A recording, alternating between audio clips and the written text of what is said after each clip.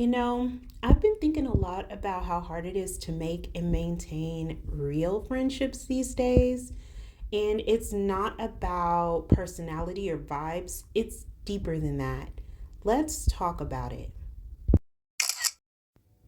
It's crazy how populist economic hardship plus late stage capitalism are redefining how we build and maintain relationships, especially as millennials, because we remember a time before this. There was a time when friendship was easy, not because life was simple, but because we had each other. You cover the fries, I got the movie tickets, nobody kept score.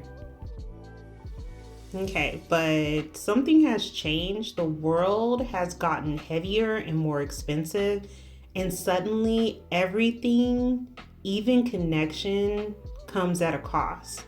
If you've listened to my earlier episodes, you know I live in the Midwest now, but I was born and raised in California. When I first moved, I thought the struggle to make friends was just a cultural thing. Like maybe people out here just do things differently. But I've been here nearly a decade now. I've watched my kids grow, how they made friends, observed their friendships, and what I've realized is that it isn't just regional, it's generational, it's systemic. There is a pattern, and the pattern is scarcity. Now, let me explain. Currently, it feels like we are running low on everything: time, energy, joy. We are all surviving scarcity. Time, money, emotional availability, everyone's running on fumes, and friendship suffers for it. There's this heavy scarcity mindset hanging over everything. And it makes our relationships feel more transactional than relational. I've got some amazing friends here, don't get me wrong, but even then, I catch myself feeling weird if someone pays for me. I feel the need to Venmo them back immediately. Like, I don't want to owe anyone. And that's wild because growing up, we didn't keep score like that. If you were out with me, I had you, and I knew you'd have me next time. It wasn't about balancing the books, it was about showing up for each other. Now everything feels measured, tracked, balanced down to the cent, even down to the minute in some cases. And that was not always the case. Now, my friends and I have planned brunch in July, but we've had to push it back to August. We say soon, but soon is priced out of our schedule. We're too tired to connect, too stretched to stay, soft and flexible. Because in this version of the world, time is currency, and somehow we are always in debt.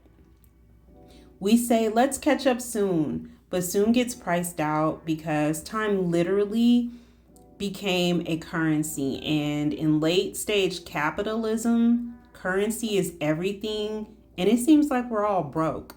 Jobs want every drop of your energy. We have hustles that eat up your weekend because we have to make ends meet. Emotional burnout creeps in slowly until even texting someone back feels like a chore. Not because you don't love them, but because you're just done. So, yeah, this isn't just in our heads, it's real, and it's affecting the way we connect, love, and show up for each other. In this segment, let's reflect. Let me know if you relate. Let's talk about awkward money moments in modern friendships. You know the one.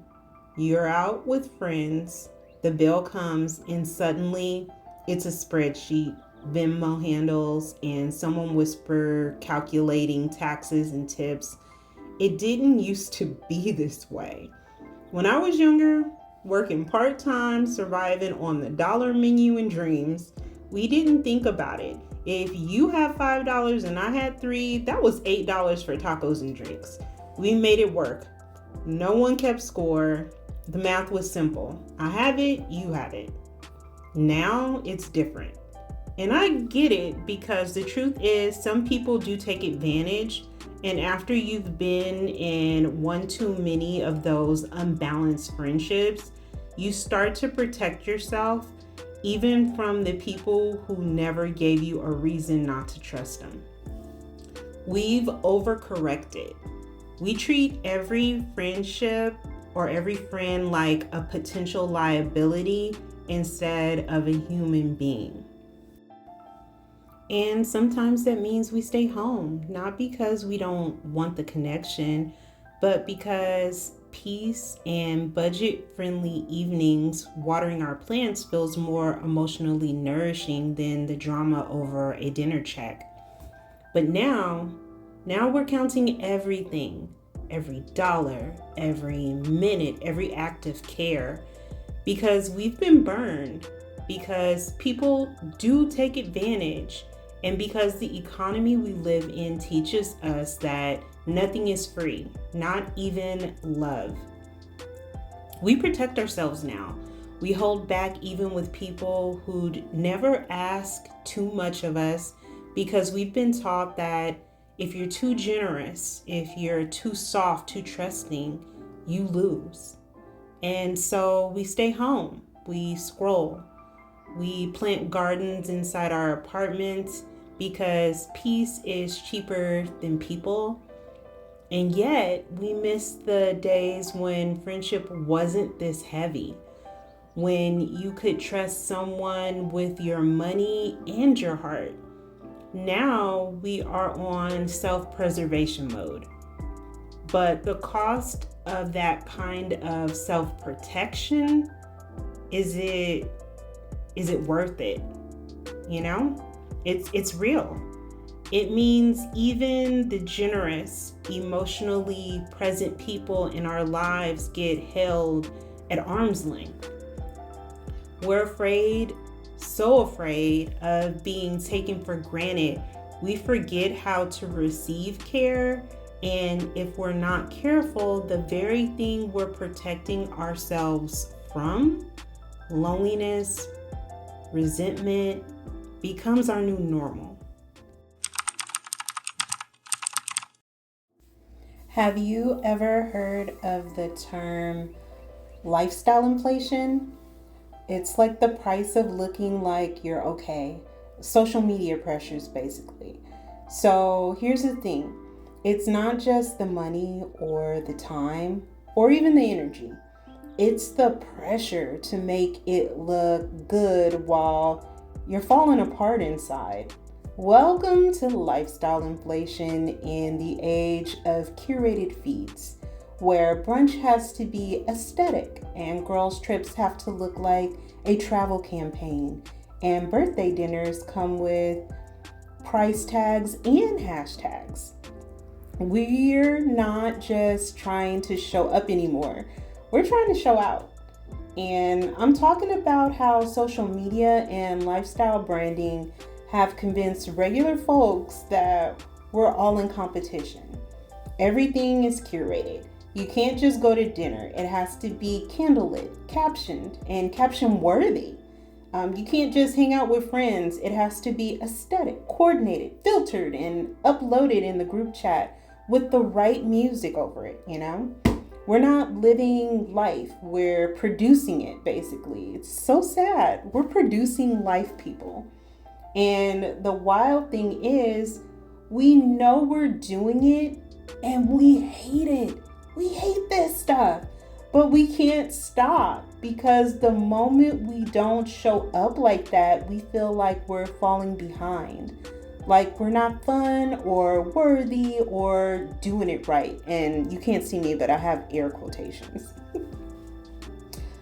Friendship is hard right now, and If you're someone like me, a millennial mom juggling real life responsibilities, or just someone who is out there living their life, you don't even have to be a mom, just living is hard, period. This pressure to keep up becomes another layer of exhaustion. We're already tired. Now we have to be tired and photogenic. That is completely unrealistic. Friendship has become a stage, like a performance. And if you're not photogenic enough, wealthy enough, or drama free enough, you don't get to get cast in the new production of life, you know? Back in the day, we had a good time. That was it. No proof required. Now, it doesn't get posted, it didn't happen, you know? And the mindset makes friendship feels filtered because it's no longer enough to just enjoy the moment together. Now the moment has to become content, and now the moment has to match the vibe. It's exhausting. And if you can't afford the vibe, you're completely left out. I know I have said a lot in this episode, and maybe you're feeling like, okay, Jess, it's all too much. Are we too far gone? Are we in a weird time? Absolutely. But are we doomed to stay disconnected forever? I do not think so. No ways. I don't think we are too far gone. I think we're just a little out of practice. We've overcorrected so far trying to protect ourselves that we've forgotten some of the soft everyday skills that make friendship feel easy. Things like patience, communal effort, giving without strings. We may have to take the first step, you and I, because as a listener, I know we're on similar vibe tracks. Keep our boundaries, yes, but let go of some of the overcorrection. Not everyone is out to get you. Some people just don't know how to be in a community because they've never seen it done well. And that's where we come in. And no, I'm not saying we should let toxic energy back in by any means. I'm not opening the door for users or people who drain us. Absolutely not. They need to stay out. But I'm saying we might need to leave a little room for discomfort. Not the kind that hurts, but the kind that helps us grow and learn. Let me give you an example. I'm an introvert who loves people for about 5 hours. After that, my social battery hit 0. It took me years to feel okay inviting people into my space, into my home, because I worried they'd take it personally when I needed to disappear around 8. But my real ones, my childhood friends, they get it. They'll help me clean up, grab a blanket, and they'll crash on the couch. No judgment, no drama. They understand that I need to retreat into my space so I can recharge. That kind of ease doesn't come from a curated dinner party or matching outfits. It comes from history and care, and the willingness to be in the messy middle of life with each other. And remember, when cookouts used to be potlucks, when the theme of a kid's birthday party was just birthday, when the good time didn't need to be Instagrammable, it's just people who showed up that we loved and just enjoyed being around. And can we please bring back potlucks? You know what's better than spending $500 on a birthday party for a child? Everyone bringing a dish, somebody burning the hot dogs just a little bit, and the kids running around high on Capri Suns while the adults sit in folding chairs with paper plates and catch up and just enjoy the day in the company. We can get back there. We can get it back. We just have to stop treating connection like content and start treating it more like community again. Real connection, like real connection, is not expensive at all. It's just rare right now.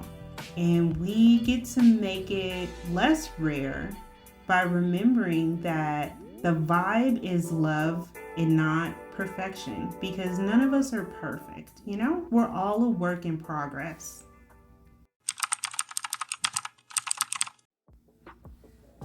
If this resonates with you, if you're craving more softness, more realness, and less performance, you're not alone. Let me know in the comments. I'm still a small creator and I comment to literally everybody because you guys are important to me. Let's keep building a life where we show up for each other, not just when it's cute, but when it's quiet, when it's hard, when it's awkward. And if you've got a folding chair and a playlist and a bag of chips, congratulations, you got the makings of community. You got the starter pack. So share this episode with somebody who gets it, and let's build something better together, because we may have to be the people who start the change that we want to see. We want those authentic relationships back. So take care of yourself, stay hydrated, drink water, and I will see you next episode.